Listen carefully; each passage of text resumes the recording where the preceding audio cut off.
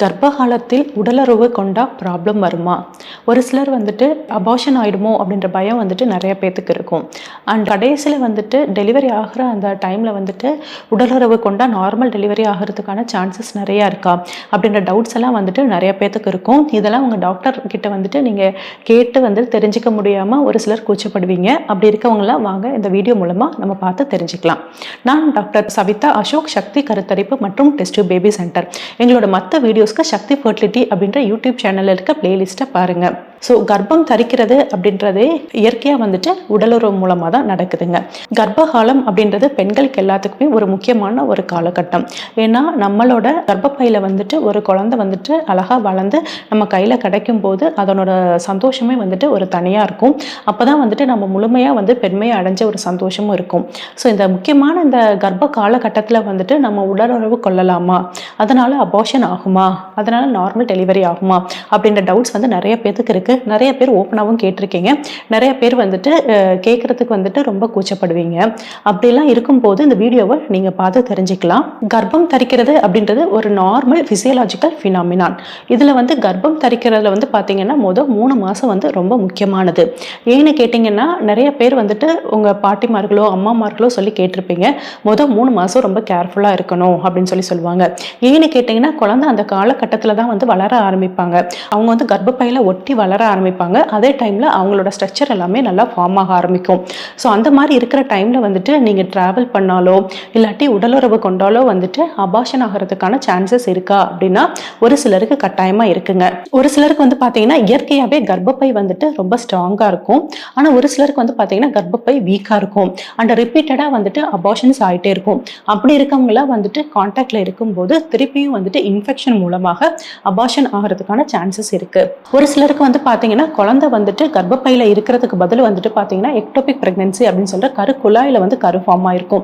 So அந்த மாதிரி டைமில் வந்துட்டு நீங்கள் சேர்ந்துருந்தீங்க அப்படின்னா அந்த குழாயில் ஃபார்ம் ஆன கரு வந்து வெடிக்கிறதுக்கு கூட சான்சஸ் இருக்குது.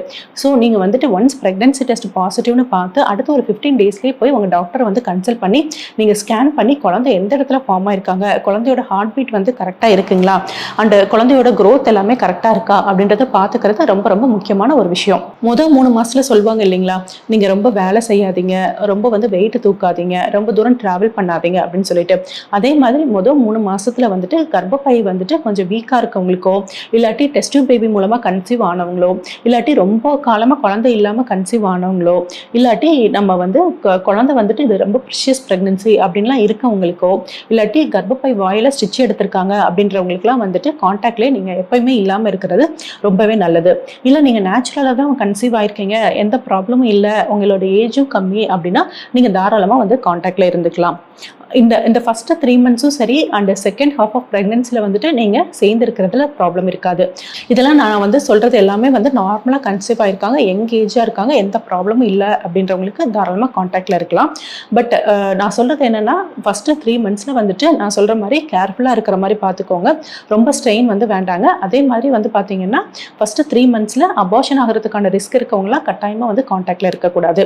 அண்ட் அதே மாதிரி பார்த்தீங்கன்னா லாஸ்ட் ஹாஃப் ஆஃப் ப்ரெக்னன்சி அப்படின்னு சொல்லுவோம். லாஸ்ட் ட்ரைமஸ்டர் அப்படின்றது வந்து பார்த்தீங்கன்னா 7, 8, 9th மந்த். இந்த டைம்ல வந்துட்டு நீங்கள் கட்டாயமாக கான்டாக்டில் இருக்கக்கூடாது.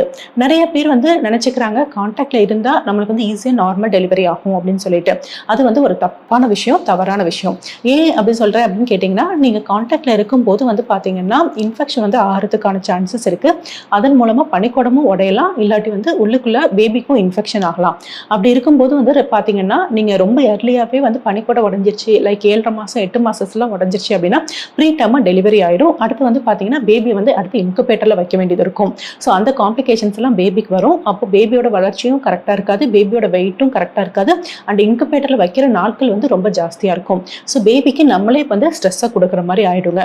ஸோ அந்த தப்பெல்லாம் நீங்கள் பண்ணாதீங்க.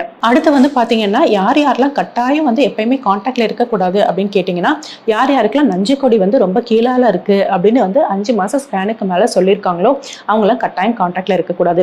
ஏன்னா அப்படி சேர்ந்துருந்தீங்க அப்படின்னா நஞ்சு கூட கீழால இருக்கிறதுனால நம்மளுக்கு வந்து கீழே உள்ள பார்ட் வந்துட்டு அப்போ ப்ளீட் ஆக ஆரம்பிச்சிடும். எய்தர் ஸ்பாட்டிங்கோ இல்லை ப்ளீடிங்கோ ஆக ஆரம்பிச்சிடும். லைட்டாக ஸ்பாட்டிங் அப்படின்னா டாக்டர் ஸ்கேன் பண்ணிவிட்டு குழந்தை நல்லா இருக்குன்னு பார்த்துட்டு உங்களுக்கு டேப்லெட்ஸ் அண்ட் ரெஸ்ட் வந்து அட்வைஸ் பண்ணுவாங்க. அதுலேயே வந்து எல்லாமே கரெக்ட் ஆகிக்கும். இன்கேஸ் ரொம்ப ப்ளீடிங் ஜாஸ்தியாக இருந்துச்சு அப்படின்னா அப்புறம் ரொம்ப கஷ்டமாயிடும். ஸோ அதனால் வந்து காம்ப்ளிகேஷன்ஸ் இருக்கிறவங்க வந்துட்டு சேர்ந்திருக்க வேண்டாம். அடுத்து வந்து பார்த்தீங்கன்னா குழந்தை வந்து ரொம்ப நாள் கழித்து தரிச்சிருக்கீங்க அப்படின்னாலும் நம்ம கான்டாக்டில் இருக்க வேண்டாம்.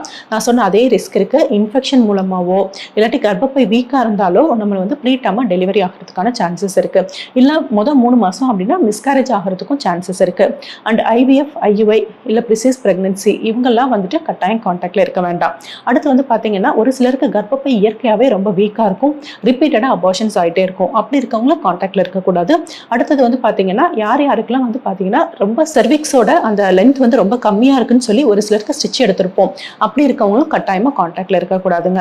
ரிஸ்க் இருக்கிறவங்களுக்கு வந்துட்டு நீங்கள் சேஃபாக வந்துட்டு ரெஸ்ட்ல இருந்து இருக்கிற டேப்லெட்ஸ்லாம் சாப்பிட்டுட்டு பேபி வந்து 10 months நல்லா ஹெல்த்தியாக நல்லா க்ரோ பண்ண வச்சு நல்லபடியாக டெலிவரி பண்ணுறது தான் நம்மளோட இம்பார்ட்டன்ட் எய்மாக இருக்கும். ஸோ நம்ம அதை பார்த்துக்கலாங்க. ரிஸ்க் இல்லை, நீங்கள் நார்மலாக கன்சீவ் ஆகிருக்கீங்க, யங் ஏஜ் அப்படின்னா நான் சொன்ன அந்த பீரியட் டைமை மட்டும் விட்டுட்டு மீதி எல்லா டைம்லையும் வந்துட்டு நீங்கள் கான்டாக்டில் இருக்கலாம். ஒன்றும் ப்ராப்ளம் இல்லை. Thank you friends.